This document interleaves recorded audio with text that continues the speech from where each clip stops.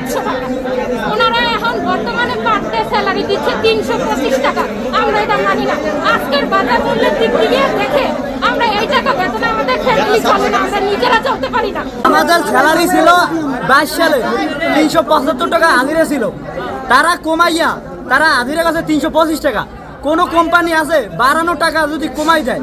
আবার আমাদের এই যে কার্ড, আমি ঢুকছি 19 সালে, আর আমার এই কার্ডে এখন ডেট দিয়ে দিয়েছে আমি 24 সালে ঢুকছি, আরো 6 মাস পর চেঞ্জ করে দেয়।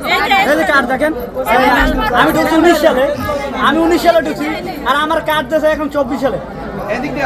বেতন বৃদ্ধি করার জন্য আমরা কর্মবিরতি রেখে এখন আমরা আন্দোলন করতেছি।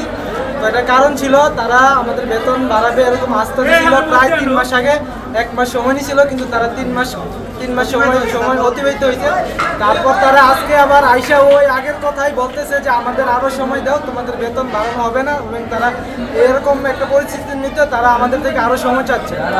অন্য কোম্পানি আপনার যতই অল্প কম হোক, অনেক কোম্পানিতে আপনার বেতন বৃদ্ধি করছে, কিন্তু আমাদেরটা এখনো কিছুই করতেছে না। তারা ম্যানেজমেন্ট তারা বাইরে থেকে গুন্ডা নিয়ে আসে, গুন্ডা নিয়ে এসে আমাদেরকে ধমকায়, গুন্ডা নিয়ে এসে আমাদেরকে ধমকায়, আমাদের ঠেট দেয়, আমরা যেমন আন্দোলন না করি। তো এটার জন্য আমরা এখন আমরা কর্মবিরতি আন্দোলন করতেছি যতক্ষণ আমাদের দাবি না মানবে। কোম্পানির একজন কর্মকর্তা হিসেবে আমি বলবো যে স্যার আমাদের সবার কথাই চিন্তা করে স্যার একটা ডিসিশন নিয়েছেন, সেই অনুযায়ী আমাদের দাবি দেওয়া 11টা দাবি দেওয়া দিয়েছেন, 11টা দাবি দেওয়াগুলো মানার চেষ্টা করছেন, এবং সেই অনেকগুলো আমরা সেগুলো কিন্তু পাইছি। আমি যতদূর জানি, আপনারা স্বীকার করেন বা না করেন, আমি যতদূর জানি অনেক কিছু হয়েছে।